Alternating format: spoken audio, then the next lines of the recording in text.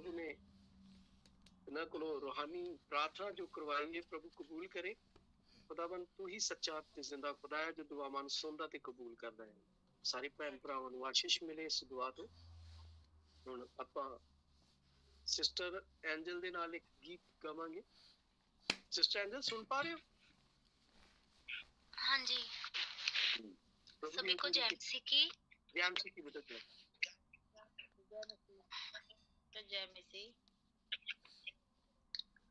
ਅਸੀਂ खुदा दे वास्ते एक गीत नूं गावांगे। सारिਆਂ ने साथ देना। स्वीकार कर लो आराधना यीशु प्रभु मेरे प्यारे। स्वीकार कर लो आराधना यीशु प्रभु मेरे प्यारे। रहे ना अधूरी मेरी साधना, रहे ना अधूरी मेरी साधना।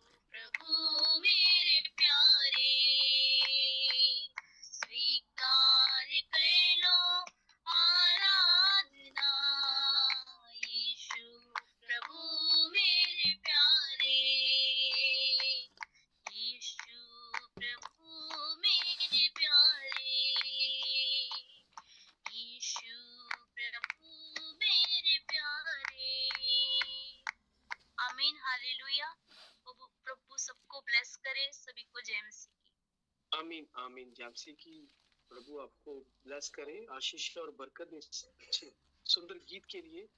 हम सभी को, सभी भाई बहनों को प्रभु आशीष दे, बरकत दे। अब हम सिस्टर सलोमी के साथ दुआ में जाएंगे।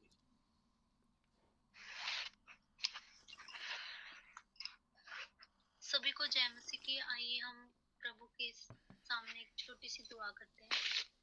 धन्यवाद धन्यवाद धन्यवाद परमेश्वर, आपका धन्यवाद देते हैं प्रभु जी इस सुंदर अवसर के लिए जो प्रभु जी आपने हमें दिया।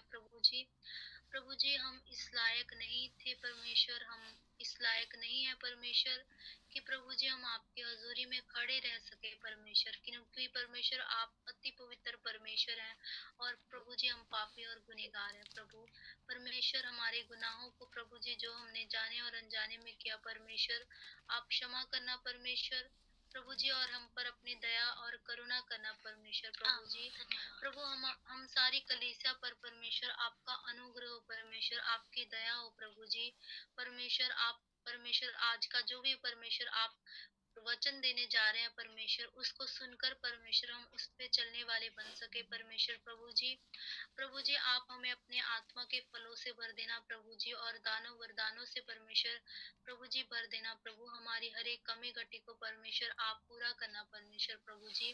प्रभु जी आप परमेश्वर प्रभु जी जो भी परमेश्वर हम में कमी घटी पाई जाती है परमेश्वर प्रभु जी, आज आप हमें दूर उसको परमेश्वर हमें से दूर करना परमेश्वर, और हमारे विश्वास को बढ़ाना परमेश्वर प्रभु जी, हमारे विश्वास की उन्नति करना, और परमेश्वर हमें प्रेम में बढ़ाना प्रभु जी, और हमें परमेश्वर प्रभु जी अपने प्रेम में, मसीह प्रेम में बढ़ाना परमेश्वर प्रभु जी। जैसे आप बढ़ा रहे हैं परमेश्वर आप और भी ज्यादा बढ़ाना परमेश्वर प्रभु जी। और हमारे जितने भी भाई बहन परमेश्वर किसी कारण किसी वजह से परमेश्वर आज हमारे बीच में नहीं है परमेश्वर, आने वाले दिनों में परमेश्वर वो हमारे बीच में हो परमेश्वर। हालेलुया प्रभु जी, उन पर दया करना, उन पर अनुग्रह करना परमेश्वर प्रभु जी। परमेश्वर आज परमेश्वर आप हमें परमेश्वर आपका वो आत्मिक मन्ना देना परमेश्वर प्रभु जी जिसकी हमें जरूरत है प्रभु जी। आज हमें आप अपने परमेश्वर आत्मिक रोटी देना परमेश्वर, क्योंकि आपने वचन में कहा है परमेश्वर की मनुष्य केवल रोटी से नहीं परमेश्वर परमेश्वर के जीवित वचन से जिंदा रहता है प्रभु जी।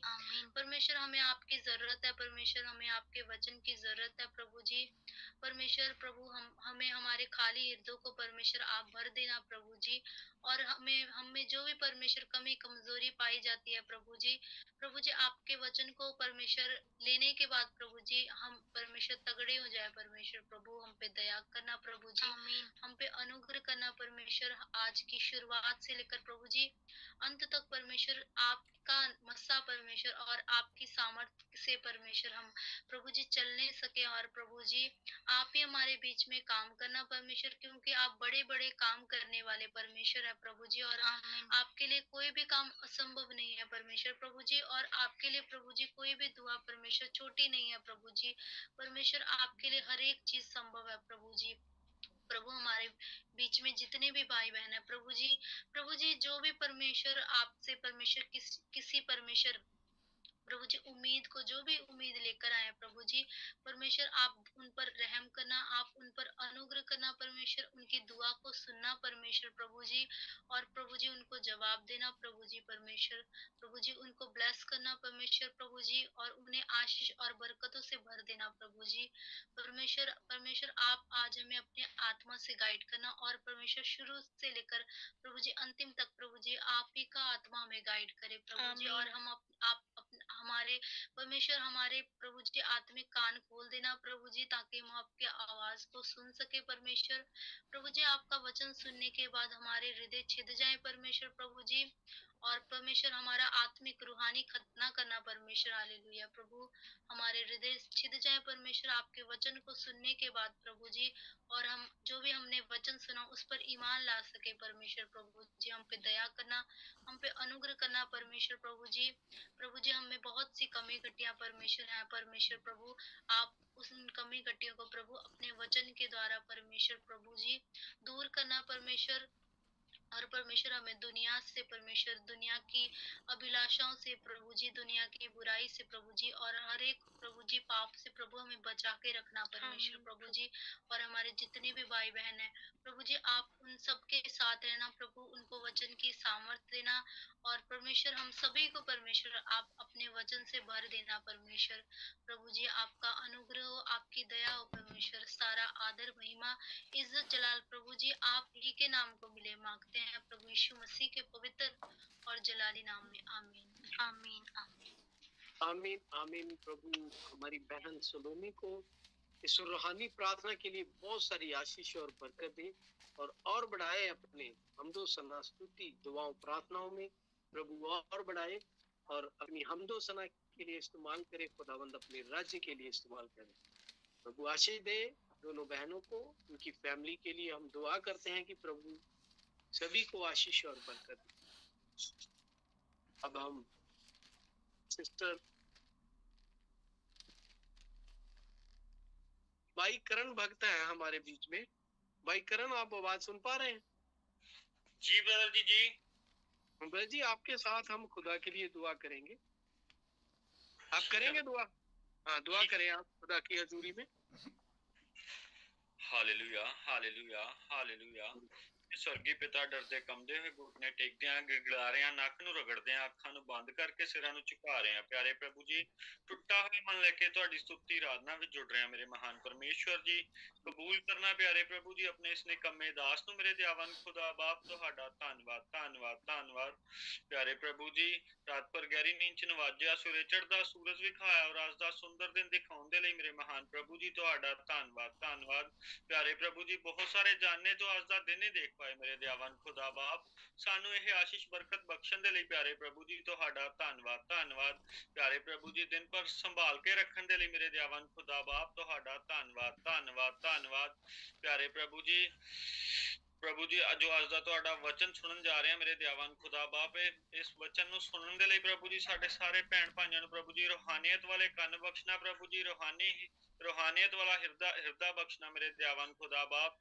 और प्यारे प्रभु जी, जो तुहाडा अज दा वचन सुनिया जावे मेरे दयावन खुदा बाप, 10 गुना नहीं 20 गुना नहीं 30 गुना नहीं प्रभु जी, 100 दा 100 गुना प्रभु जी आशीष बरकत लेके आवे मेरे दयावन खुदा बाप। और प्यारे प्रभु जी, एक छोटी जी दुआ प्रार्थना मांग रहे हैं अपने और जगत के उद्धारकर्ता प्रभु यीशु राजा जी के नाम च, आमीन आमेन आमेन।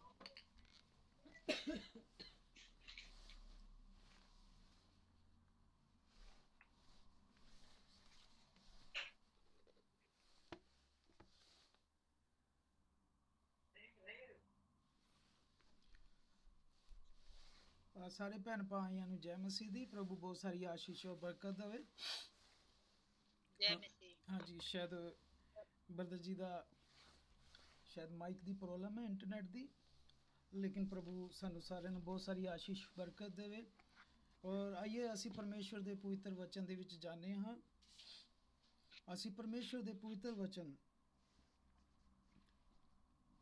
रोमन्स की किताब दे विच और उहदे 8 अध्याय विच जाने हाँ। रोमन्स 8 और उसकी 18 आयत तो असी पढ़ांगे परमेश्वर के पवित्र वचन नूं। रोमन्स 8 और उसकी 18 नूं। तो परमेश्वर का पवित्र वचन इत्थे इस तरह लिखिया होया है, क्योंकि मैं समझता हूँ कि इस समय के दुख और क्लेश उस महिमा के सामने जो हम पर प्रकट होने वाली है कुछ भी नहीं है। क्योंकि सारी सृष्टि बड़ी आशा भरी दृष्टि से परमेश्वर के पुत्रों के प्रकट होने की प्रतीक्षा कर रही है। क्योंकि सृष्टि अपनी इच्छा से नहीं पर अधीन करने वाले की ओर से व्यर्थता के अधीन इस आशा से की गई कि सृष्टि भी आप ही विनाश की गुलामी से छुटकारा पाकर परमेश्वर की संतानों की महिमा की स्वतंत्रता प्राप्त करेगी। क्योंकि हम जानते हैं कि सारी सृष्टि अब तक मिलकर करा रही है, पीड़ाओं से में पड़ी हुई तड़फ रही है। और केवल यही नहीं पर हम पर भी, जिनके पास आत्मा का पहला फल है, आप ही अपने में कराते हैं और लेपालेख होने के अर्थात अपनी देह के छुटकारे की प्रतीक्षा कर रहे हैं। आमीन। प्रभु के इस पढ़े हुए पवित्र कलाम पर आमीन कहते हैं।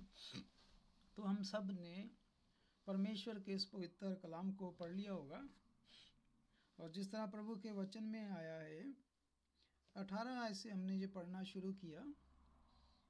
18 आयत में प्रभु का वचन कहता है, क्योंकि मैं समझता हूँ कि इस समय के दुख और क्लेश जो उस महिमा के सामने जो हम पर प्रकट होने वाली है, कुछ भी नहीं है।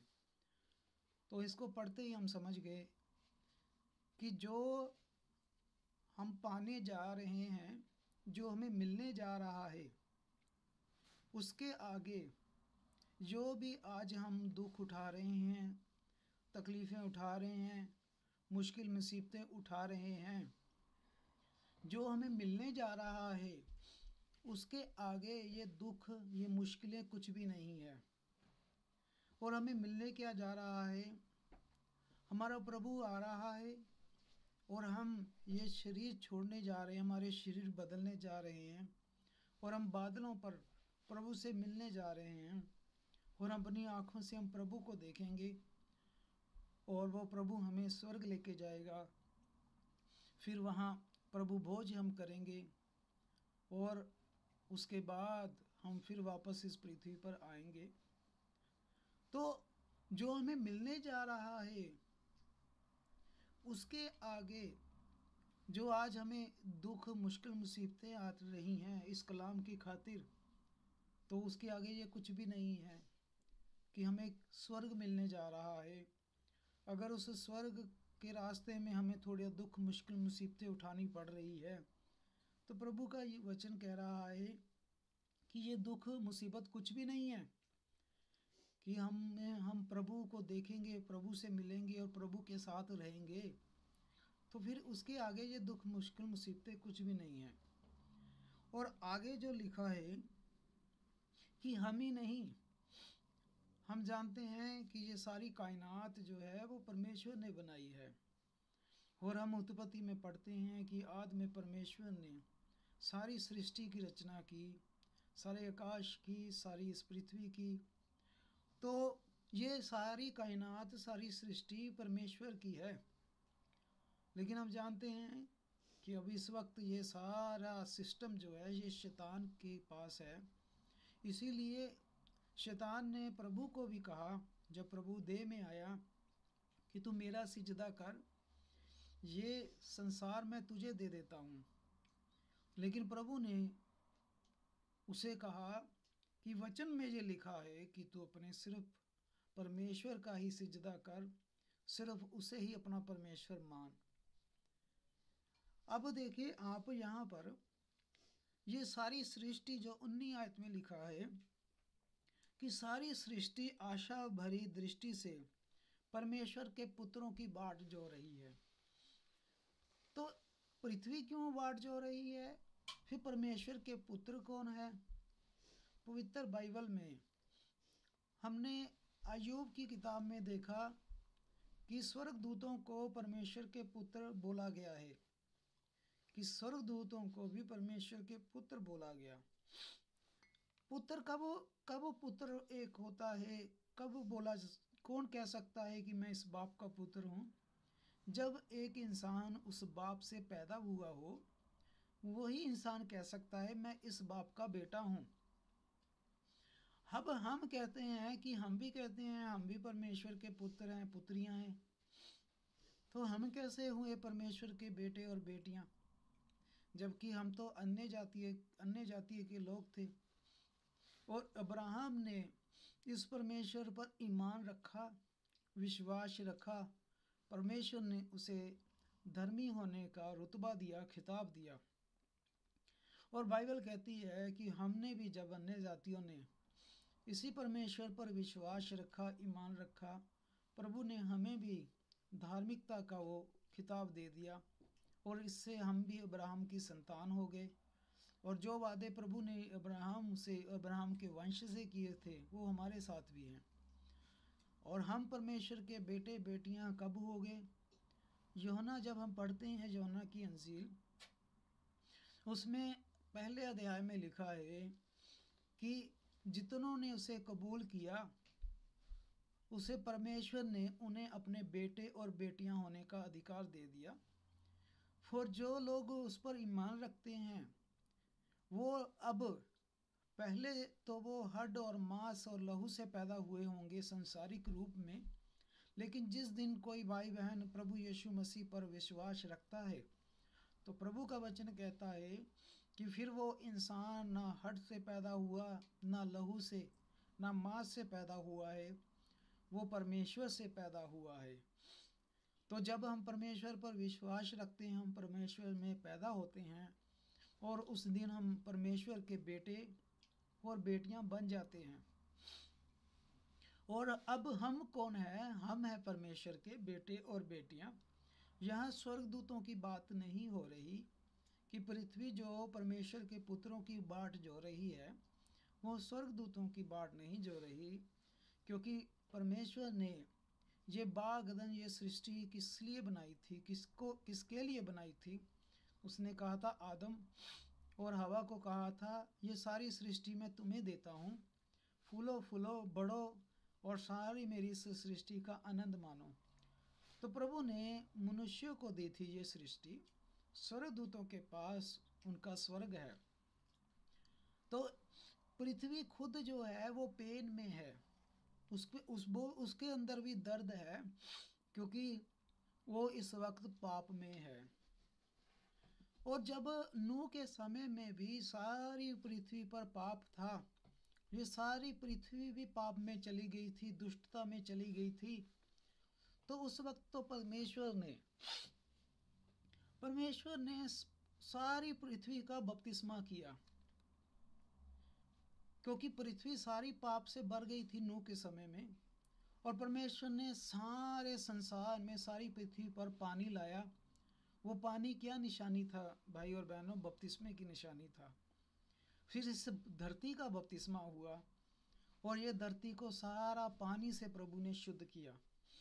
और ये कौन बताता हमें? ये प्रभु का वचन ही बताता है कि धरती का भी बपतिस्मा हुआ और इस धरती को पानी से शुद्ध किया गया नूह के समय में। और दोबारा से प्रभु ने फिर से शुरुआत की नूह के द्वारा। लेकिन नूह के बाद हम देखते हैं दोबारा से फिर से सारी मनुष्य जाति इस वक्त दुष्टता में है और ये पृथ्वी फिर दोबारा पापों में भरी हुई है। अब देखिए ये धरती भी फिर से चिल्ला रही है कि हे परमेश्वर, कब तेरे पुत्र आके मुझ पे राज करेंगे?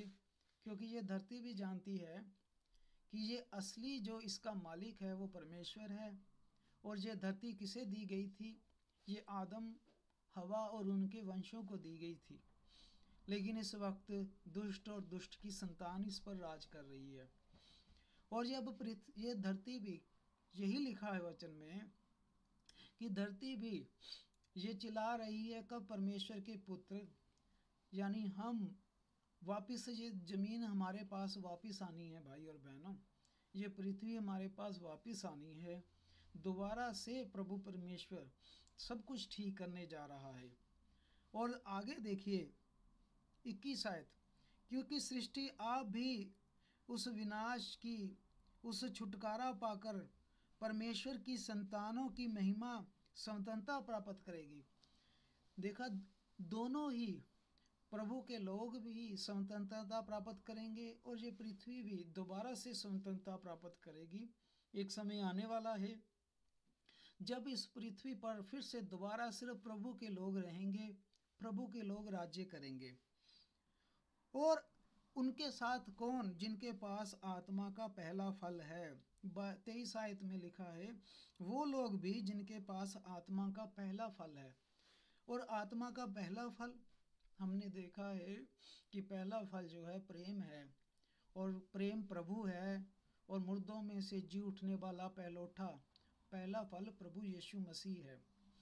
तो अब इब्रानियाँ 12 में आप आए। ये सारी पृथ्वी परमेश्वर के बेटों की बाट जो रही है।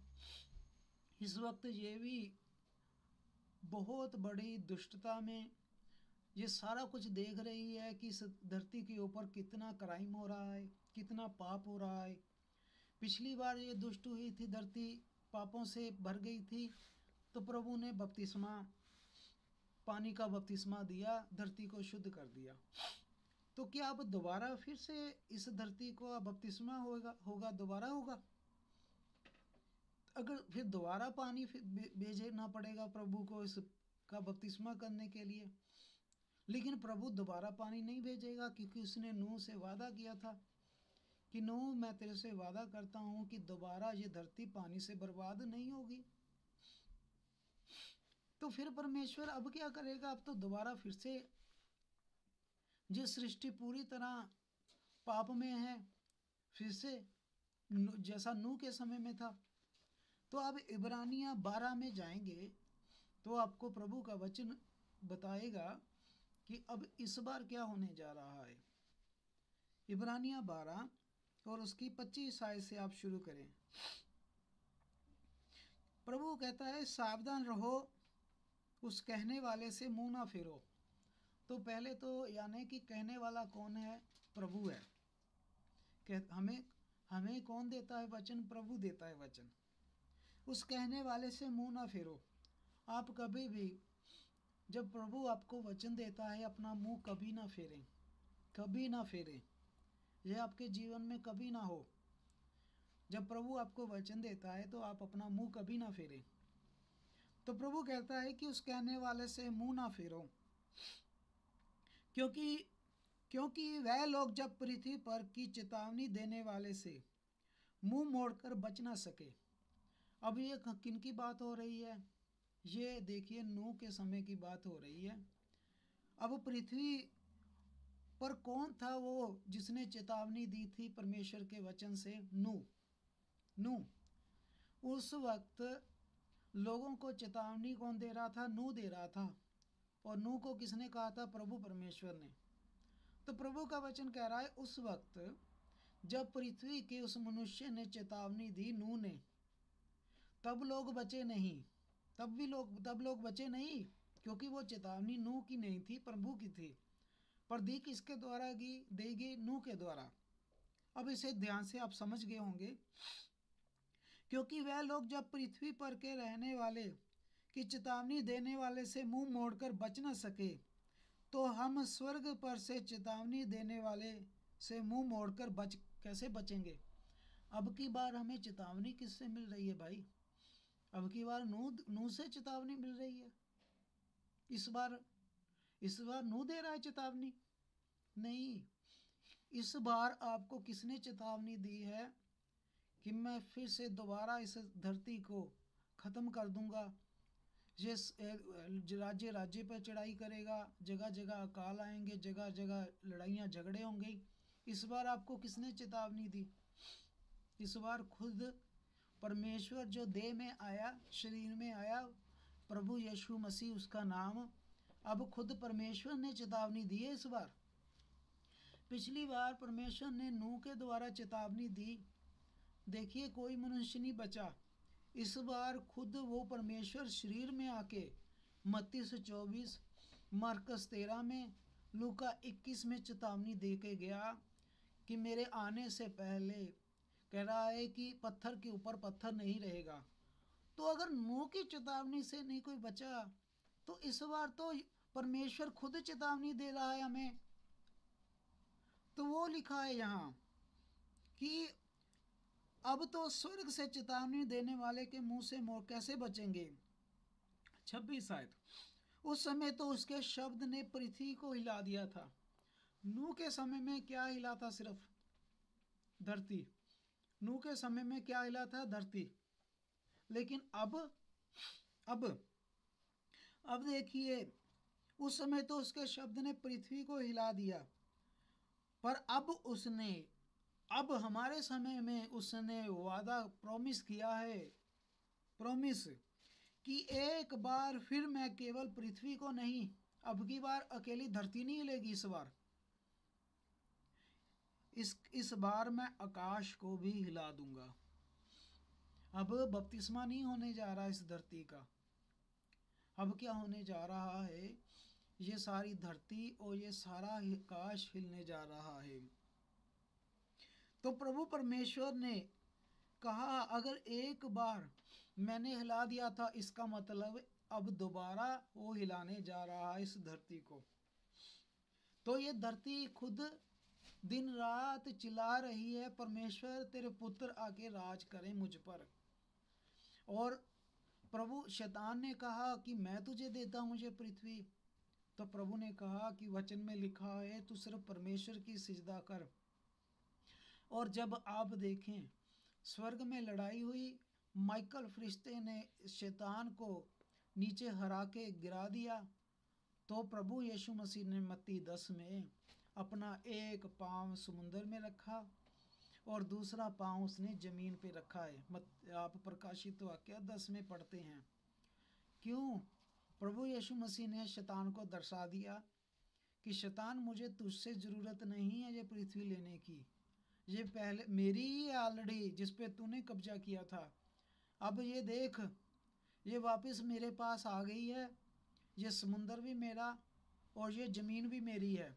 प्रकाशित वाक्य 10 में उसे शैतान से लेने की ज़रूरत नहीं है इस धरती को, ये धरती ऑलरेडी उसकी है। धरती खुद चिल्ला रही है कि परमेश्वर की इसके संतान ने पाप से भर दिया मुझे, तेरे पुत्र आके राज करें। इसीलिए प्रभु परमेश्वर क्या करेगा, कह रहा है मैं इस पृथ्वी को हिला दूंगा, अब की बार मैं आकाश को भी हिला दूंगा। फिर क्या होगा? यशाया की किताब में आप आए मेरे साथ। यशाया में जब प्रभु परमेश्वर ये सारा कुछ हिला देगा, यशाया नबी और उसके 65 अध्याय में, यशाया 65 की 17 से आप पढ़ना शुरू करें। जब प्रभु के पुत्र आके राज करेंगे, वापिस प्रभु के लोग इस संसार में आके राज करेंगे, दुल्हन जो है वो हमेशा स्वर्ग नहीं रहेगी। दुल्हन हमेशा स्वर्ग नहीं रहेगी। जब प्रभु यीशु मसीह नए यरूशलेम से नीचे आएगा, दुल्हन साथ आएगी। 1000 साल प्रभु यीशु मसीह अपने लोगों के साथ रहेगा। नया यरूशलेम पुराने यरूशलेम के ऊपर होगा। नया तो प्रभु का वो वचन पूरा हो जाएगा जो कहता है, लिखा है कि परमेश्वर उनके ऊपर होगा, परमेश्वर उनके साथ होगा, परमेश्वर उनके अंदर होगा। कैसे? परमेश्वर उनके ऊपर होगा, परमेश्वर उनके साथ होगा, परमेश्वर उनके अंदर होगा। और परमेश्वर ये धरती सारी हिलाएगा, ये सारा ख़त्म करेगा। उसके बाद प्रभु 17 आयत में, क्योंकि देखो मैं नया आकाश और नई पृथ्वी उत्पन्न करता हूँ। क्या बना रहा है प्रभु? दोबारा से ये सारा कुछ नया बना रहा है। पिछली बार तो बपतिस्मा दे दिया इस धरती का, नूह के समय में बपतिस्मा हुआ, ये धरती को दोबारा से शुद्ध किया, धोया प्रभु ने, सारी पापों से भर गई। अब दोबारा फिर भरी हुई है, दोबारा फिर बपतिस्मा दे। तो प्रभु ने नूह को कहा कि नूह अगली बार मैं इस संसार को जल से नहीं खत्म करूंगा। तो अगली बार प्रभु ने कह रहा है कि सारा कुछ नया होगा। तो यहाँ पर जो यशाया 65 की 17 में प्रभु जब दोबारा से खत्म करेगा ये सारा कुछ, कोई दुष्ट नहीं बचेगा भाई बहनों। सिर्फ कौन बचेगा? सिर्फ वो जिसकी जीभ पर सिर्फ प्रभु यीशु मसीह है और जिसका ये घुटना सिर्फ प्रभु यीशु मसीह के आगे झुकता है। किसको मिलनी है ये पृथ्वी? परमेश्वर के पुत्रों को। किसको मिलनी है? परमेश्वर के पुत्रों को।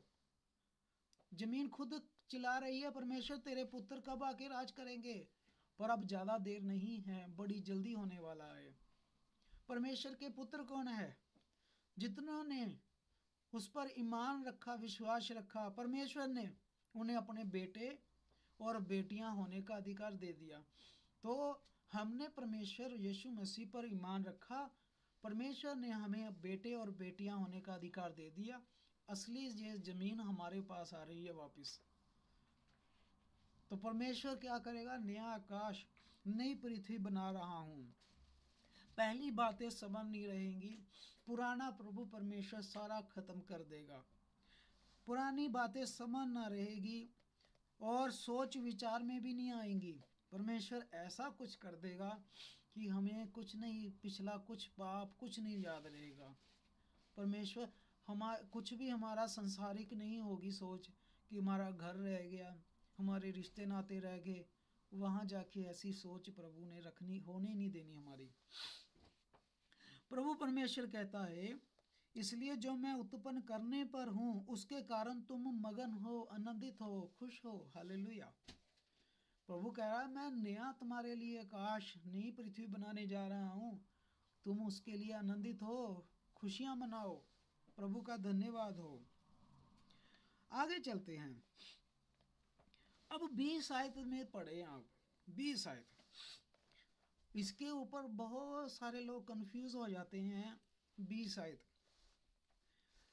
उसमें फिर ना तो थोड़े दिन का बच्चा और ना ऐसा बूढ़ा जाता रहेगा जिसने अपनी आयु पूरी ना की हो, क्योंकि जो लड़कपन में मरने वाला है वह 100 वर्ष का होकर मरेगा, परंतु पापी 100 वर्ष का श्रापित होकर ठहरेगा। तो जब मैं ये कलाम पढ़ रहा था, 2012-13 की बात है, तो मैं इसको पढ़ के बहुत कंफ्यूज हुआ कि प्रभु परमेश्वर, आपने यूहन्ना 11 में वादा किया कि जो मुझ पर ईमान रखते हैं अगर वो मर गए तो वो जीवित हो जाएंगे, जो मुझ पर ईमान रखते हैं जीवित हैं, वो अनंत काल तक मृत्यु नहीं देखेंगे। आपने वादा किया, जीवन और पुनरुत्थान मैं हूँ, जो मेरे पीछे हो लेगा वो मृत्यु नहीं देखेगा। पर यहाँ लिखा है कि आपके नए आकाश नई पृथ्वी जब बनेगी तो कोई बच्चा बीमार होके नहीं मरेगा, 100 वर्ष की उम्र सारे लेके मरेंगे। तो आप देखेंगे कि जब आप अपनी समझ से बाइबल पढ़ेंगे आप बिल्कुल कंफ्यूज हो जाएंगे कि प्रभु इसका प्रकाशन क्या है। तो मैं लगातार प्रार्थनाओं में रहा, प्रभु से मांगता रहा कि प्रभु परमेश्वर मुझे इसका प्रकाशन दे। और उस वक्त मैं जॉब करता था, फोर्टिस हॉस्पिटल में मेरी नाइट ड्यूटी थी। मैं कई दिन लगातार प्रार्थनाओं में रहा कि प्रभु यहाँ आके मैं रुक गया हूँ, मुझे समझ नहीं आ रही कि आपके राज्य में तो आपने वादा किया है कि जो अब कब्रें खुलेंगी आपके लोगों की, वो और जो अब शरीर जिनके बदलेंगे उनकी मृत्यु तो है ही नहीं। पर यहाँ पर आपने लिखा है कि नए आकाश नई पृथ्वी पर कोई बच्चा नहीं मरेगा, वो 100 वर्ष का पूरी उम्र लेके। तो प्रभु परमेश्वर ने मेरे से बात की, मेरी समझ खोली। हालांकि मैं इन मोजे चमत्कारों, हीलिंग, शिफा, भविष्यवाणियों के पीछे नहीं इतना भागता जितना वचन के पीछे भागता हूँ।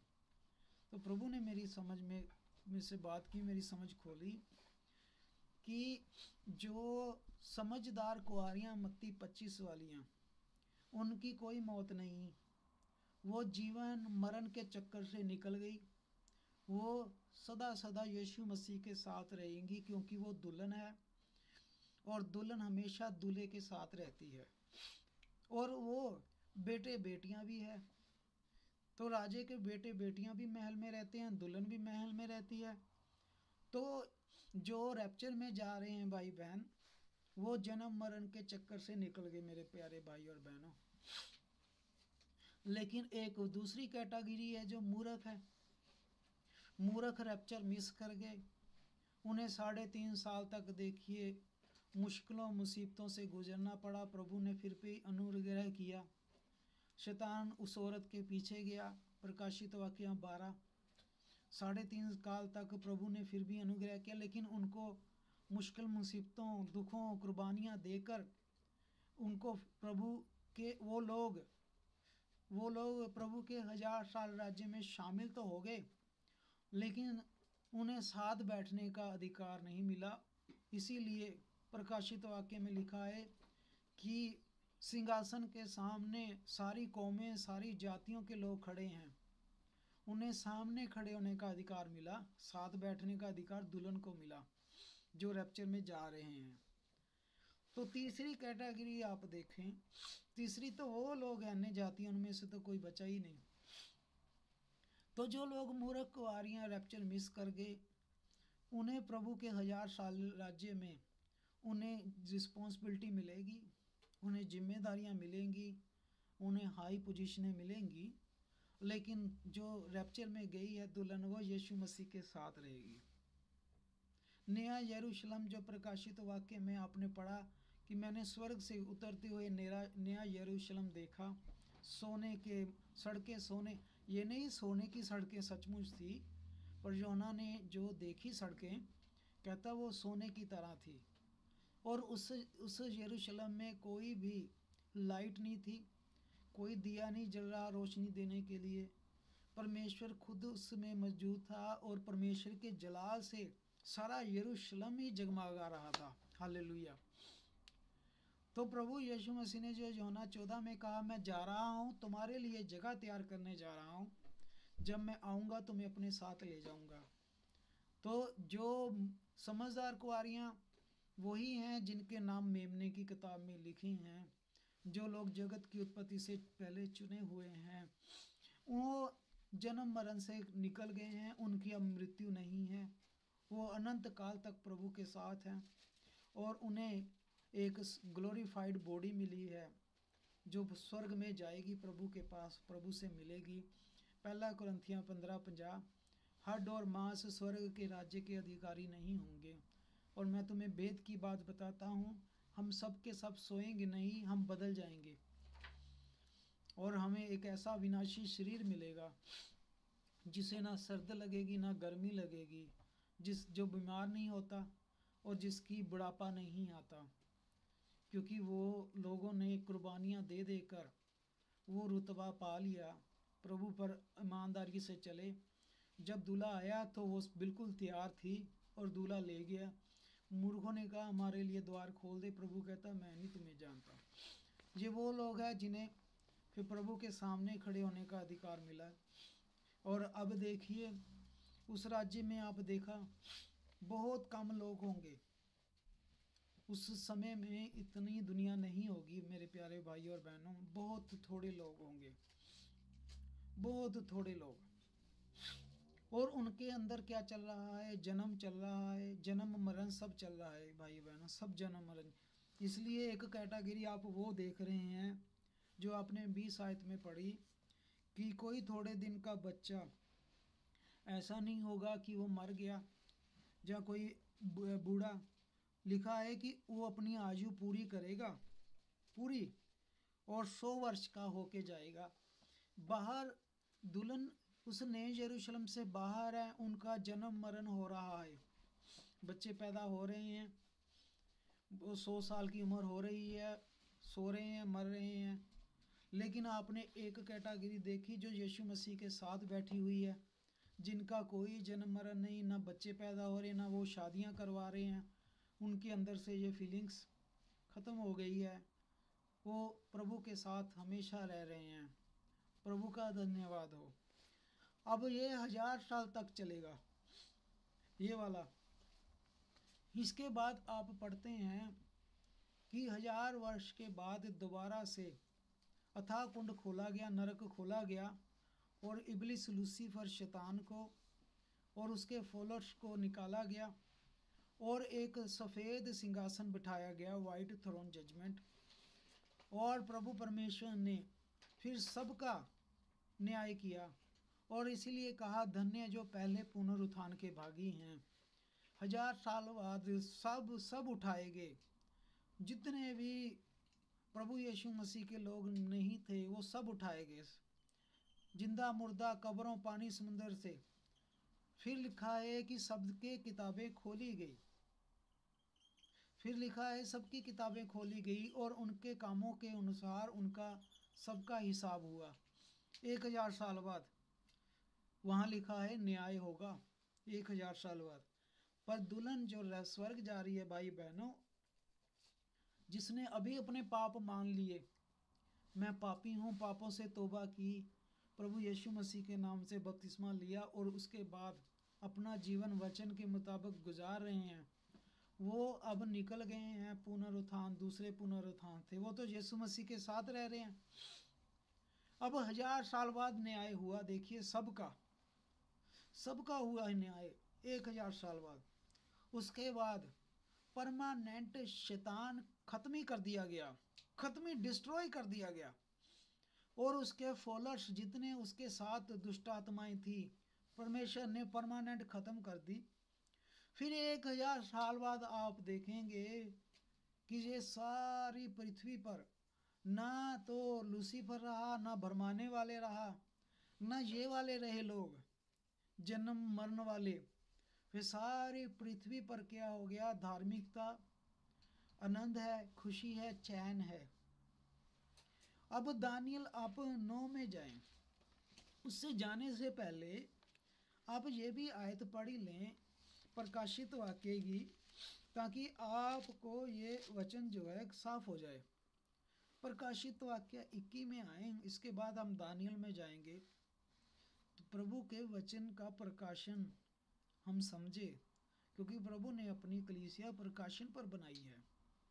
प्रकाशित वाक्य 21 में देखिए, प्रभु कहता, मैंने नया आकाश नई पृथ्वी को देखा, क्योंकि पहला आकाश पहली पृथ्वी जाती रही, समुंदर भी नहीं रहा। अब देखें 2 आयत में, फिर मैंने पवित्र नगर नए यरूशलेम को स्वर्ग से परमेश्वर के पास से उतरते देखा। अब जो भाई बहन रैप्चर में जा रहे हैं प्रभु के घर, वो वापस कैसे आएंगे? इस नए यरूशलेम से। इसमें खुद प्रभु यीशु मसीह भी मौजूद है, और जो मेरे प्यारे भाई बहन सारे संसार से अब रैप्चर में जा रहे हैं, वो समझदार दुल्हन, वो इस नए यरूशलेम के द्वारा नीचे आएंगे। और ये नया यरूशलेम कहाँ आ रहा है? ये इस हमारे देश में नहीं, किसी और देश में नहीं, ये यरूशलेम में आ रहा है, इज़राइल में आ रहा है। ये वाला स्वर्ग से उतर के नया शहर, नया यरूशलेम कहाँ आएगा? ये रुकेगा यहाँ आज पुराना यरूशलेम है, उसके ऊपर आके ये नया यरूशलेम आके ठहरेगा। जो परमेश्वर यशायाह में लिखा, परमेश्वर उनके ऊपर होगा, परमेश्वर उनके मध्य होगा, परमेश्वर उनके अंदर होगा। अब देखिए, दुल्हन जो गई है वो हमेशा स्वर्ग नहीं रहेगी, इस चीज़ को आप क्लियर कर लें। जो रैप्चर हो रहा है हमारा, हमने हमेशा स्वर्ग में नहीं रहना, क्योंकि स्वर्ग जो है वो प्रभु का और उसके स्वर्गदूतों का है। मनुष्यों को उसने जमीन दी थी। प्रभु और प्रभु की दुल्हन वापस आ रही है। 21 अध्याय में देखें, नया यरूशलेम जो स्वर्ग से परमेश्वर के पास से उतरते देखा, वह उस दुल्हन के समान था जो अपने पति के लिए श्रृंगार की गई। अब देख लिया आपने। अब देखिए, ये नया यरूशलेम बिल्कुल ऐसे तैयार था जैसे एक पत्नी। अब देखिए, मत्ती 25 में हम कुंवारियां हैं। मत्ती 25 में हम कुंवारियां हैं। जब एक लड़की की किसी के साथ शादी पक्की होती है, तो उस वक्त तो वो होती है मंगेतर। जब उसकी लड़की की शादी हो जाती है, तो वो क्या कहलाती है कि वो लड़की उसको फलाने की दुल्हन है, ये उसकी दुल्हन है, ये उसकी दुल्हन है, ये पंजाबी में कहती है ओदी वोटी है, ये ओदी वोटी है। तो मत्ती 25 में जो अब हम यीशु मसीह का इंतजार कर रहे हैं दूल्हे का, हम कुंवारियां हैं, क्योंकि हमारा एक ही दूल्हा है। जब रैप्चर हो गया, जब यीशु मसीह हमारा हमें लेने आ गया और हम बादलों पर अपने दूल्हे से मिले, यीशु मसीह हमें अपनी दुल्हन को स्वर्ग ले गया, तो वहाँ पर वो जो मंगनी हुई थी, वो शादी के बाद वो पत्नी है। फिर वो कुंवारी नहीं रही ना, वो शादी हो गई ना, वो पत्नी बन गई। यहाँ पर जब प्रभु के लोग स्वर्ग पहुंच गए हैं तो यहाँ कुंवारी वर्ड नहीं आया, मत्ती 25 वाला, यहाँ पर पत्नी ही आया है। इसीलिए अब प्रभु के उस घर में हम पहुंच गए, प्रभु के लोग। तो नया यरूशलेम दुल्हन के समान था जो अपने पति के लिए श्रृंगार की गई। फिर मैंने सिंहासन में किसी ऊंचे शब्द से कहते सुना, देखो परमेश्वर का डेरा मनुष्यों के बीच में है। मनुष्यों के बीच में आ गया प्रभु का डेरा। जो लोग रैप्चर मिस कर गए वो देखिए वहां मौजूद है अब। और परमेश्वर का डेरा मनुष्यों के बीच में है, वह उनके साथ डेरा करेगा, वह उनके लोग होंगे, परमेश्वर आप उनके साथ रहेगा और उनका परमेश्वर होगा और वह उसके लोग होंगे। अब जो जो लोग प्रभु परमेश्वर के लिए सताव सह रहे हैं, परमेश्वर के लिए बुराई सह रहे हैं, बहुत लोग कमेंटिंग करते हैं बुरी, पैसे लेके धर्म बदला, लालच लेके धर्म बदला, पता नहीं क्या क्या हमें सुनना पड़ता है दिन भर में। हम बहुत बार दुखी होते हैं, मायूस होते हैं, हम बड़ा दिल दुखता है। अब 4 आयत में देखें, जिनके भी परमेश्वर के कारण रोए हैं मेरे प्यारे भाई बहन, यहाँ प्रभु उनके आंसू खुद पहुँचेगा। प्रभु का धन्यवाद हो, हालेलुया।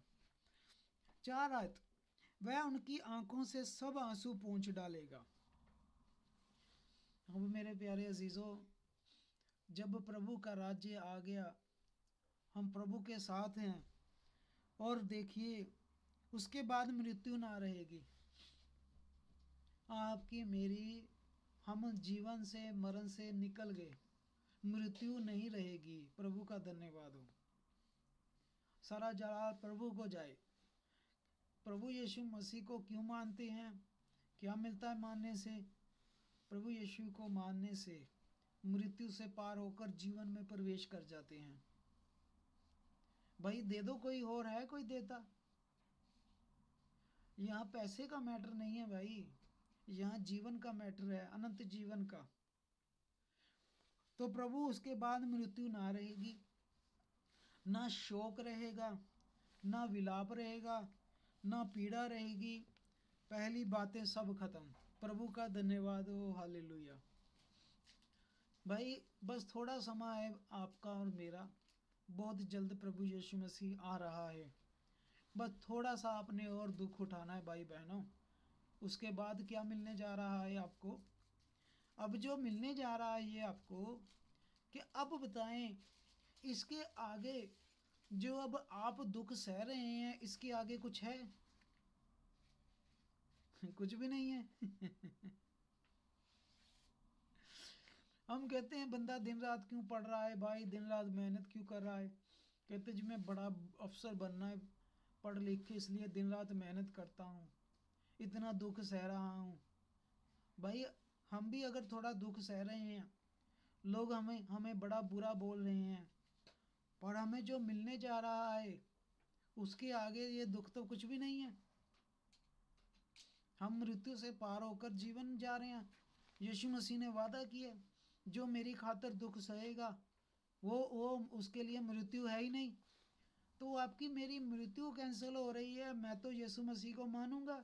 बोलना जिसने जो बोलना भाई, गाली देनी दे ले भाई, इल्जाम लगाना लगा ले, चुगली करनी कर ले भाई। मुझे क्या मिल रहा है? मैं मृत्यु से पार होकर जीवन में प्रवेश कर रहा हूँ। लोग कहते हैं भरमाया गया, इनको लालच दिया गया। ले भाई ये बाइबल खुली है, देख लो भाई भरमाया किसने है। पवित्र शास्त्र कह रहा है, बाइबल कह रही है। हम मनुष्यों के पीछे थोड़ी, हम परमेश्वर के पीछे हैं। तो मृत्यु खत्म हो गई, ना दुख रहा, ना विलाप रही, ना पीड़ा रहेगी।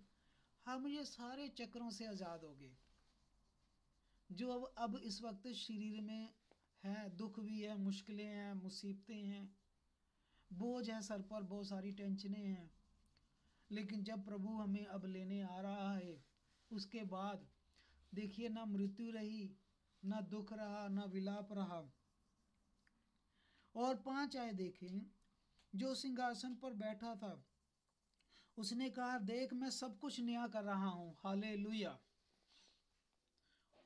ये परमेश्वर कह रहा, मैं सारा कुछ नया कर रहा हूँ, पुराना सारा खत्म कर दूंगा। मैं जो भी पापों से दुष्टता से भरा हुआ है मैं खत्म कर दूंगा। तो प्रभु कहता है कि जो लिख ले, ये वचन लिख ले मेरे दास, क्योंकि ये वचन विश्वास योग्य और सत्य है। फिर उसने कहा, ये बातें जो पूरी हो गई, मैं ही अल्फा हूँ, मैं ही ओमेगा हूँ, मैं ही आद हूँ, मैं ही अंत हूँ। मैं प्यासे को, भूखे को सेहतमंद में खाना दूंगा। हालेलुया। तो प्रभु परमेश्वर ने यहाँ जो यशाया में हजारों साल पहले भविष्यवाणी की, यशाया नबी के द्वारा, आप देखिए हजारों सालों बाद यूहन्ना भी वही बात कह रहा है। क्या दोनों नबियों में अंतराल देखा आपने? कोई है? हजारों साल पहले यशाया जो लिख गया, हजारों साल बाद यूहन्ना लिख रहा है। क्यों? क्योंकि इन दोनों का परमेश्वर एक था। और खुशी की बात है, वो आज भी है, वो हमारे साथ है। तो परमेश्वर भाई नया आकाश नई पृथ्वी बना रहा है। अब की बार नूह वाला पानी से बपतिस्मा नहीं होना। तो प्रभु ने वादा किया यशाया में ही, अगर आपने हाथ रखा हुआ है वापिस यशाया में आए 65 में, प्रभु ने वादा किया कि जो बीएंगे वो काटेंगे, कोई उन पर कब्जा नहीं करेगा, कब्जा करने का डर नहीं होगा। जो मेहनत करेगा वो फल खाएगा, किसी की मेहनत व्यर्थ नहीं होगी। लेकिन 24 आयत में देखें कितना प्यारा वादा है, उनके पुकारने से पहले ही मैं उनको उत्तर दूंगा, उन्हें मांगते ही मैं उनकी सुन लूंगा। प्रभु का धन्यवाद हो, शुक्र हो प्रभु परमेश्वर का। उनके पुकारने से पहले ही उत्तर दूंगा, उनके मांगने से पहले सुन लूंगा। लेकिन एक और अच्छी बात, आज की डेट में आप शेर को बकरी के साथ नहीं बैठा सकते, शेर को घास नहीं खिला सकते, बच्चे शेरों के साथ नहीं खेल सकते।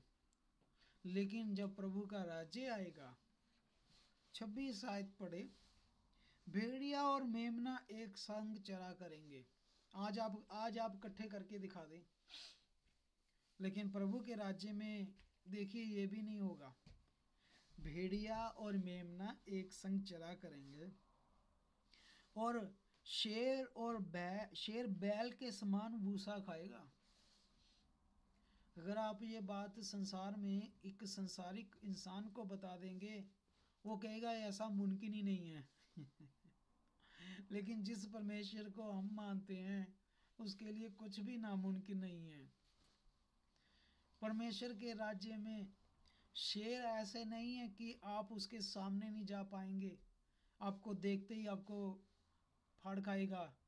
प्रभु का राज्य देखें कैसा राज्य होगा, इतना प्यारा, इतना शांति, कोई चोरी, कोई ठगी कुछ नहीं होगी। हर एक इंसान सुरक्षित होगा, किसी के भी मन में बुराई नहीं होगी, क्योंकि बुराई डालने वाला काइन का पिता लूसीफर शैतान, वो प्रभु ने अब कैद ही नहीं किया। 1000 साल बाद प्रभु ने वो पूरी तरह शैतान डिस्ट्रॉय कर दिया, सोल ही उसका खत्म कर दिया, स्पिरिट ही खत्म कर दिया। अब ना रहा शैतान, ना रहा बरगलाने वाला। तो प्रभु कहता है शेर बैल के समान भूसा खाएगा, और सर्प का आहार मिट्टी ही रहेगा। सर्प का खाना वही रहेगा, मिट्टी ही रहेगा। मेरे सारे पवित्र पर्वत पर ना तो कोई किसी को दुख देगा और ना किसी को हानि करेगा। यहोवा का यही वचन है। प्रभु का धन्यवाद हो। परमेश्वर नया आकाश नई पृथ्वी बनाने पर है। अब दानियल में आप आए, दानियल के 9 अध्याय में।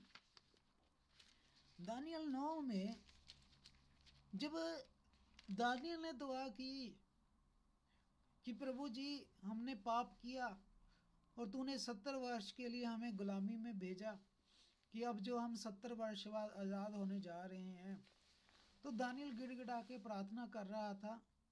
तो प्रभु परमेश्वर ने दानियल को एक महान भेद बता दिया। उस भेद का रिश्ता जो हमने वचन पढ़ा इसके साथ है।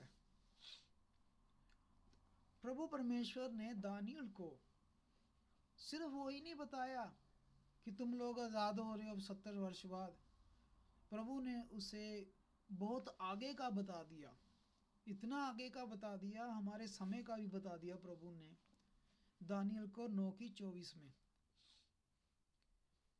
दानियल मांग कुछ रहा था, प्रार्थना किस चीज की कर रहा था, प्रभु ने वो तो दिया जो मांग रहा था, उसे वो भी दे दिया जो उसे भी नहीं पता था। प्रभु ने दानियल 9:24 को यही बोला कि दानियल परमानेंट जो है तुम्हारा इजराइलियों का मैं उद्धार करूंगा, परमानेंट छुटकारा करूंगा। ये बार बार जो मेरी जाति फिर जाती है मुझसे, मैं ये बंद कर दूंगा। मैं इनका पत्थर का दिल निकाल के मांस का दिल दूंगा और इन्हें आत्मा करने वाला आत्मा दूंगा, और फिर ये उसके बाद मेरे से कभी नहीं फिरेगी ये मेरी प्रजा। 9:24 में प्रभु कहता है तेरे लोगों और तेरे पवित्र नगर के लिए 70 सप्ताह ठहराए हैं। परमेश्वर ने कहा दानियल तेरे लोगों के लिए, तेरे लोगों के लिए। अब दानियल कौन है? यहूदी, हम अन्य जातियां। दानियल यहूदी है। प्रभु ने कहा तेरे और तेरे लोगों के लिए 70 सप्ताह ठहराए हैं, यानी यहूदियों के लिए प्रभु ने 70 सप्ताह ठहरा दिए। प्रभु ने कहा उनके अंत तक अपराध होना बंद हो जाएगा। 70 सप्ताह जब खत्म होंगे क्या होगा? अब अपराध बंद हो जाएगा, दुष्टता खत्म हो जाएगी संसार में। पर कब होगी? 70 हफ्ते बाद होगी। तो प्रभु ने इतना ही नहीं कहा, प्रभु ने कहा पापों का अंत हो जाएगा। जितना भी पाप हो रहा है अब सृष्टि में 70 हफ्ते तक ही होना है। 70 हफ्तों बाद प्रभु कहता है इस सृष्टि में पाप नहीं होगा। प्रभु ने उसे कितना आगे का बता दिया, हमारे समय का भी बता दिया प्रभु ने। तो प्रभु ने कहा पापों का अंत होगा, अधर्म का प्रायश्चित किया जाएगा, अधर्म का प्रायश्चित किया जाएगा, और युग युग की धार्मिकता प्रकट की जाएगी। इस संसार में हमेशा की धार्मिकता आ जाएगी, और दर्शन की भविष्यवाणियों की बात पर छाप दी जाएगी, स्टैंप लग जाएगी, मोहर, कि जो प्रभु ने भविष्यवाणियां की थी वो पूरी भी की प्रभु ने। आमीन। और परम पवित्र का मसा किया जाएगा। 70 हफ्ते बाद कौन आएगा संसार में? परम पवित्र परमेश्वर आएगा, जमीन का असली राजा आएगा, वो अभिषेक किया जाएगा, मसा किया जाएगा। तो जो हम पढ़ रहे हैं नया आकाश नई पृथ्वी बनेगी, शेर बैल के समान भूसा खाएगा, बच्चे शेरों के साथ खेलेंगे, सांपों को उठा लेंगे, कोई डर खौफ नहीं होगा। पर ये कब होना है? 70 हफ्तों बाद। तो यानी अब हमारी रिस्पॉन्सिबिलिटी क्या बन गई? किस चीज़ को हमने जानना है? प्रभु से क्या प्रकाशन मांगना है कि प्रभु ये 70 हफ्ते क्या हैं? क्योंकि अगर ये समझ आ गए तो हमें पता चल जाएगा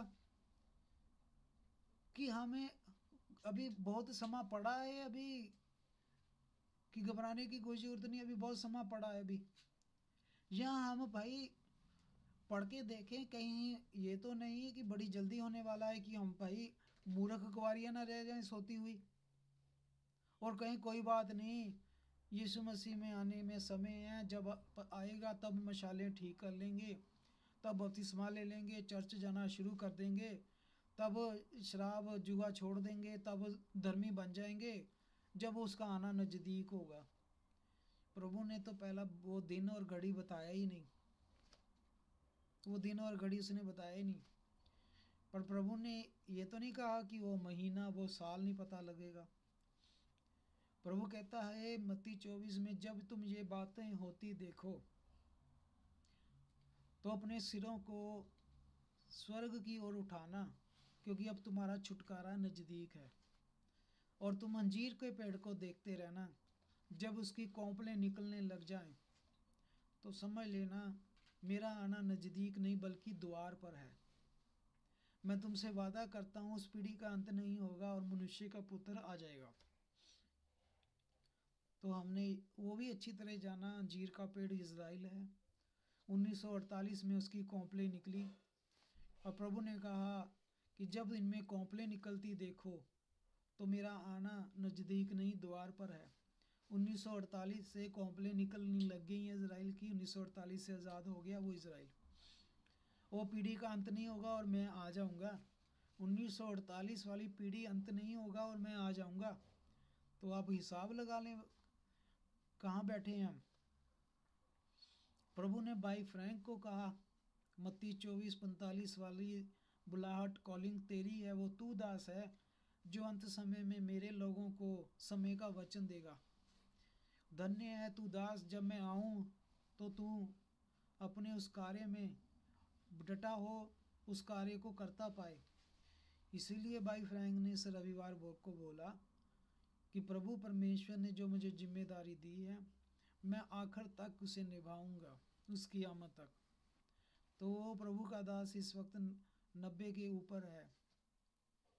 तो प्रभु ने कहा, मेरे दास, जो तूने देखा कि तुझे मैंने एक बड़ा चर्च दिखाया, तूने देखा इसकी सीटें खाली पड़ी हैं। भाई फ्रैंक ने कहा कि प्रभु ने मुझे दिखाया, एक बड़ा हॉल दिखाया, उसकी सारी कुर्सियां खाली। प्रभु ने कहा कि मैं यूरोप के बॉर्डर खोलने जा रहा हूँ, यूरोप के बॉर्डर खोलने जा रहा हूँ और यूरोप के अंदर जो मेरी दुल्हन है, मेरी कलीसिया है, मेरे बच्चे हैं, वो सारे यूरोप से निकलकर तेरे पास आएंगे और तेरे से वचन सुनेंगे। और कहता मैंने देखा अगली घड़ी ही विज़न में वो सारा चर्च तो लोगों से भर गया। प्रभु ने कहा मैं यूरोप के बॉर्डर खोल दूंगा ताकि सारे यूरोप से मेरे लोग वचन खाने के लिए आएंगे यहाँ पर और तू उन्हें समय का वचन दे। और प्रभु ने कहा जिस दिन यूरोप के बॉर्डर खुल गए उस दिन समझ लेना मेरी आमद जो है बहुत बहुत नज़दीक होगी।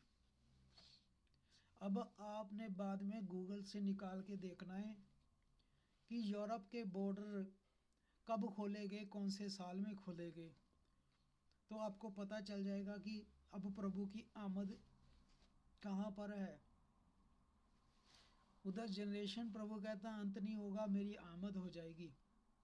उधर देखिए यूरोप के बॉर्डर प्रभु ने कहा जब मैं खोल दूंगा तो मेरी आमद समझ लेना बहुत बहुत नज़दीक है। और आज आपको पता है ना कि यूरोप का कोई बॉर्डर नहीं है अब।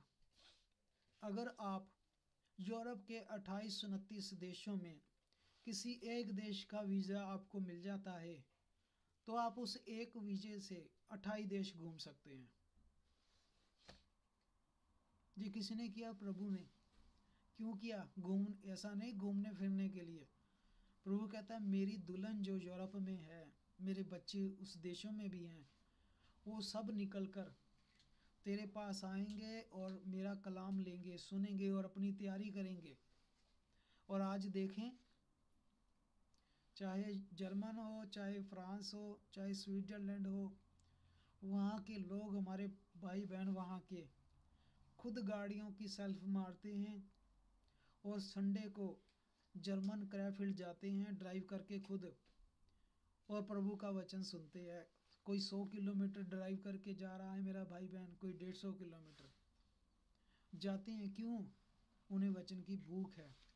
प्रभु ने कहा था 24:45 में कि मेरा समझदार बुद्धिमान दास कौन है जो मेरे लोगों को समय का खाना देगा। जो कोई भूखा है वो मेरे पास आए।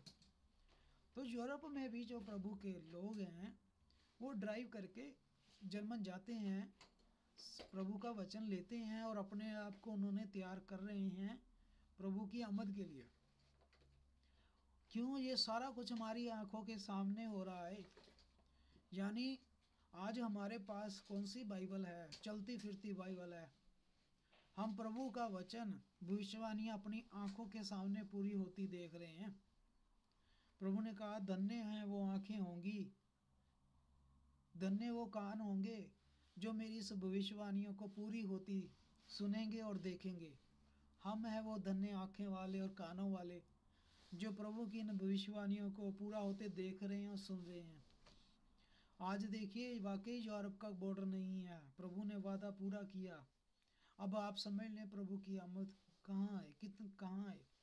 क्या सालों का अंतराल है? नहीं, सालों का अंतराल नहीं। क्या ऐसा है कुछ कि हम नहीं देखने जा रहे प्रभु की आमद, हमारे अगले बच्चे देखेंगे? नहीं, ऐसा भी नहीं है। हम ही देखेंगे, हमारे समय में ही होगा सारा। बस ये हम पर है कि इतना प्रकाशन मिल रहा है, इसको संभालना कैसे है? अब इतना खाना जो मिल गया है, इसको पचाना कैसे है? कहीं ऐसा तो नहीं ज्यादा मिल गया हम बाहर निकाल दे गले से? इतना प्रकाशन जो प्रभु ने दिया है ना, इसको पचाएं भी अब, इस खाने को, और प्रभु के साथ हलीम बने रहे। और जो जिम्मेदारियां प्रभु ने दी है, खास करके जो सेम इस कलाम के लोग हैं, जो सेम इस संदेश को मानने वाले लोग हैं, वो भी उसी प्रभु के बेटे बेटियां हैं और वो हमारे भाई बहन हैं। हमारे रिश्ते प्रेम आपस में बना हो, क्योंकि अब हम एक ही बाप की औलाद हैं।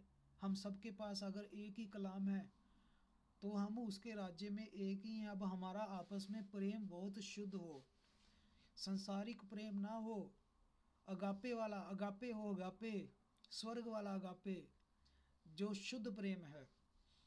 तो प्रभु की आमद बहुत नज़दीक है। 70 वर्ष के बाद जिस संसार में हमेशा की शांति होगी, हमेशा का आनंद होगा, 70 वर्ष बाद। और प्रभु परमेश्वर ने जो अब ये हफ्ता है बड़ी जल्दी शुरू होने वाला है, ये पूरा चैप्टर पढ़ेंगे और प्रभु के अनुग्रह से कल समय मिला, कल नहीं तो परसों हम इसके ऊपर अध्ययन करेंगे। 25 आयत से शुरू होता है महान प्रकाशन का दृष्टांत, 25 आयत से। और आपने इसको 3 हिस्सों में बांटना है भाई और बहनों, 3 हिस्सों में बांटना है। कॉपी पेन रखा करें तो बहुत अच्छी बात है। अगर शौक है प्रभु के प्रकाशन को लेने का, वचन को सीखने का, तो कॉपी पेन भी रखें, बहुत अच्छी बात है।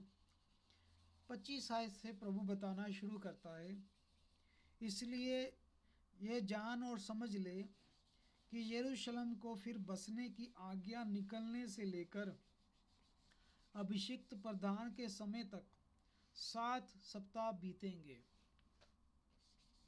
इसको आप पहला हिस्सा ले लें। अब दूसरा हिस्सा, फिर 62 सप्ताहों के बीतने पर चौक खाई समेत वह नगर कष्ट के समय में फिर बसाया जाएगा, तब 62 हफ्ते बीतेंगे। अब तीसरा हिस्सा लें 26 आयत से, फिर 62 सप्ताहों के बीतने पर अभिषिक्त पुरुष काटा जाएगा, उसके हाथ में कुछ ना लगेगा, और आने वाला प्रधान की प्रजा के नगर और पवित्र स्थान को नष्ट तो करेगी, परंतु उस प्रधान का अंत ऐसा होगा जैसे बाढ़ से होता है। तभी उसके अंत तक लड़ाई होती रहेगी, क्योंकि उसका उजड़ जाना निश्चय है। 27 आयत, फिर वह प्रधान 1 सप्ताह के लिए बहुतों के संग दृढ़ वाचा बांधेगा, परंतु आधे ही सप्ताह के बीतने पर मेलबली और अनबली को बंद करेगा, और कंगूरे पर उजाड़ने वाली घृणित वस्तु दिखाई देगी, और निश्चय ही ठनी हुई बात का समाप्त होने तक परमेश्वर का क्रोध उजाड़ने वाले पर पड़ा रहेगा। आज आप इसे पढ़ें अच्छी तरह से। कल या परसों में इस पर अध्ययन करेंगे कि टोटल परमेश्वर ने 70 सप्ताह ठहराए हैं। 70 सप्ताह बाद इस संसार में अपराध बंद होना है, हमेशा की शांति आनी है, प्रभु का राज्य आना है। पर हम कौन से सप्ताह में बैठे हैं? अगर हम सोचें कि चलिए अभी 62 सप्ताह पढ़े हैं, बड़ा टाइम पड़ा है, प्रभु के आने में देर है, कोई बात नहीं, जो करना है करते रहें, नहीं, हम बिल्कुल किनारे पर हैं, बिल्कुल किनारे पे। जब तक अभिषिक्त पुरुष प्रधान तक 7 सप्ताह बीतेंगे, 62 सप्ताहों के बाद पवित्र नगर फिर से बताया जाएगा और पवित्र पुरुष काटा जाएगा। फिर एक सप्ताह के लिए वाचा बांधी जाएगी, आधे सप्ताह में वाचा टूट जाएगी। प्रभु के अनुग्रह से हम फिर इसको अध्ययन करेंगे। आज हमारा इतना समय नहीं है, लेकिन प्रभु नया आकाश नई पृथ्वी बनाने जा रहा है और उसमें राज्य कौन करने जा रहे हैं? परमेश्वर के पुत्र। उस नए आकाश नई पृथ्वी, खुद पृथ्वी चिल्ला रही है कि कब परमेश्वर के पुत्र आके राज करन। और पिछली पृथ्वी को प्रभु ने, पिछली बार पृथ्वी लाई थी, पानी से बपतिस्मा दिया, पृथ्वी को धोया, लेकिन अब की बार वो कह रहा मैं पृथ्वी को ही नहीं आकाश को भी हिला दूंगा। तो अगर तुमने नूह की चेतावनी से नहीं बचे, इस बार तो वो खुद चेतावनी देके गया है और कहने वाले से मुंह ना मोड़े। और जब वो तुम्हें, आज जब तुम उसका वचन सुनो तो अपने दिलों को सख्त ना करना। प्रभु हमें बहुत सारी आशीष बरकत दे। सारा सारांश ये है भाई बहनों, प्रभु की आमद नजदीक है। प्रभु यीशु मसीह बहुत जल्द आ रहा है और प्रभु परमेश्वर ने हमें इस अंत समय का संदेश दे दिया, आखिरी संदेश दे दिया, और इसके बाद प्रभु कोई दूसरा संदेश नहीं देने जा रहा। ये लास्ट मैसेज है जो सारे संसार में जा रहा है कि प्रभु यीशु मसीह आ रहा है। अपनी अपनी मशालें देखो कि वो ठीक है, अपनी कुपियाँ चेक करो क्या वो खाली तो नहीं, क्योंकि जब दूल्हा आया, जो तैयार थी, जिनकी मिसालें जल रही थी, कुपियाँ तेल से भरी थी, दूल्हा आया उन्हें ले गया। और जो मूर्ख थी, जिनकी कुपियाँ खाली, मशालें भी पता नहीं किधर, वो कहती थी प्रभु हमारे लिए द्वार खोल दे। प्रभु कहता मैं नहीं जानता।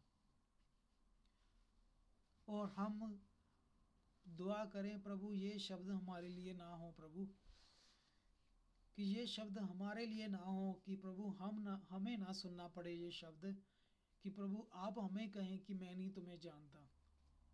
इसलिए सीरियस मामला है भाई बहनों, ये मजाक वाला समय नहीं, सीरियस है कि हम लगातार दुआओं प्रार्थनाओं में, आपको कैसा बनना है? आपको पेंटिकोस्टल प्रेरितों के काम 2 की 38 वाली कलीसिया बनना है, जिसने तौबा की, प्रभु यीशु मसीह के नाम से बपतिस्मा लिया, पवित्र आत्मा का दान पाया, और वो लोग प्रभु के दासों से शिक्षा पाने में, रोटी तोड़ने में, प्रभु भोज करने में, पाँव धोने में, प्रार्थनाओं में ललीन हो गए, ललीन कंटिन्यू। पर आज आखिरी कलीसिया भी सेम वैसी ही बननी है, सेम डिटो होनी चाहिए। आखिरी कलीसिया भी वही होनी चाहिए जो पहली कलीसिया की शुरुआत में थी। आज आप लगातार प्रभु के दासों से शिक्षा पाने में, प्रभु भोज करने में, पाँव धोने में और प्रार्थना में ललीन होने चाहिए, ताकि आप गुनगुने हो ही ना, ठंडे हो ही ना। और लगातार ऐसा करने से आप सरगर्म हो, मसा उतरता रहे, खुदा का मसा लगातार होर उतरे, और आप पवित्र आत्मा का मसा, पवित्र आत्मा का तेल बढ़ता जाए।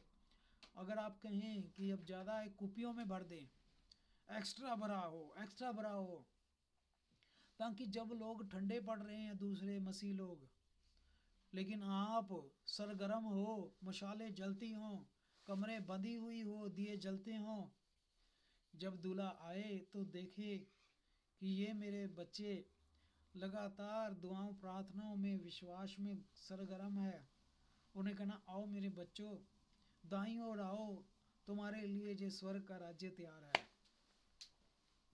प्रभु आशीष और बरकत दे। आइए सरों को झुकाते हुए फिर से प्रार्थना में जाते हैं और हम अपने प्यारे भाई जोशुआ के साथ आखिरी प्रार्थना, क्लोजिंग प्रार्थना करते हैं। प्रभु हमें आशीष दे। धन्यवाद धन्यवाद धन्यवाद हो आपका मेरे खुदावन, जो तू सच्चा और जीवता परमेश्वर है खुदावन, इस पाक और पवित्र कलाम के लिए जो प्रभु जी हमारे हृदय को शुक्र गया है मेरे खुदावन। सचमुच पिता, तेरा आना बिल्कुल नजदीक है मेरे खुदावन। हम बिल्कुल किनारे पर हैं खुदावन, हमें बख्श दो प्रभु। हमें अगर कोई कमी पाई जाती है तो प्रभु उसको दूर करना मेरे खुदावन अपने अनुग्रह से। प्रभु जी आप कर सकते हैं, क्योंकि आप ही दयावान हैं। आपने हमें बनाया है और अपनी मर्जी पर ही चला। प्रभु आप ही चलाए मेरे खुदावन, हमें अपनी मर्जी पे चलाए, ना जो खुदावन हम उस मसा को, उस प्यार को, उस मोहब्बत को प्रभु जी साथ लेकर जो आपने हमसे की है प्रभु जी, उस मोहब्बत को पाकर प्रभु जी हम सारे बहन भाई प्रभु जी एक दूसरे को मोहब्बत करने वाले, हम भी उस मोहब्बत को प्रभु जी साथ लेकर आपके साथ मिल जाए मेरे खुदावन। जब हम वहां इकट्ठे हों तो प्रभु जी हमें कोई कमी ना पाई जाए मेरे खुदावन। प्रभु जी हम पर कोई भी उंगली ना उठाई जाए मेरे खुदावन। हम उसी मोहब्बत में जो आपने हमसे की, उसी मोहब्बत में पाए जाए मेरे खुदावन। सचमुच पिता, आपने हमसे वो मोहब्बत कर ली मेरे खुदावन जिसका प्रभु जी हम सिला दे ही नहीं सकते मेरे खुदावन। वो प्रभु जी मोहब्बत अगापे है मेरे खुदावन, वो प्यार अगापे है मेरे खुदावन।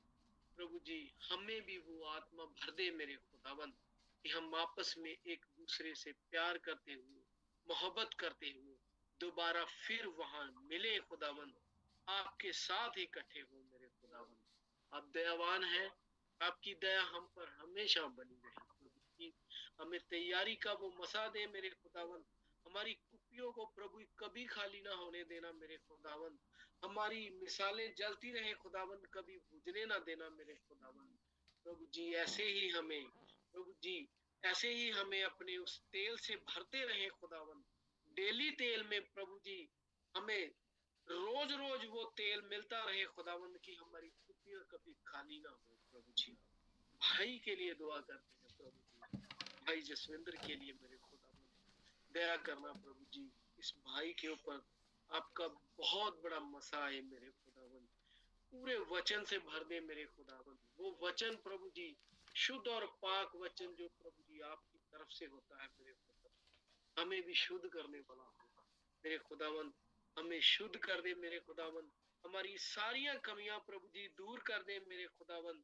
जितनी भी कमियां हैं प्रभु जी आपके पाक और पवित्र और जलाली नाम से दूर हो जाए। प्रभु जी आपका पवित्र नाम ही है जो हम मूर्खों पर प्रभु जी उजागर हुआ है मेरे खुदावन। प्रभु यीशु मसीह, वो मेरे सच्चे और जीवते परमेश्वर खुदावन, बख्श दे प्रभु। हम सब पर आपकी दया हो मेरे खुदावन, एक दूसरे को मोहब्बत करने वाले प्रभु जी, हम वहां पर भी इकट्ठे होकर आपकी आराधना, स्तुति और बढ़ाई प्रभु जी करते जाए मेरे खुदावन। प्रभु जी मांगते हैं आपके इस पाक और पवित्र और जलाली स्वर्गीय नाम प्रभु यीशु मसीह नासिक। आमीन आमीन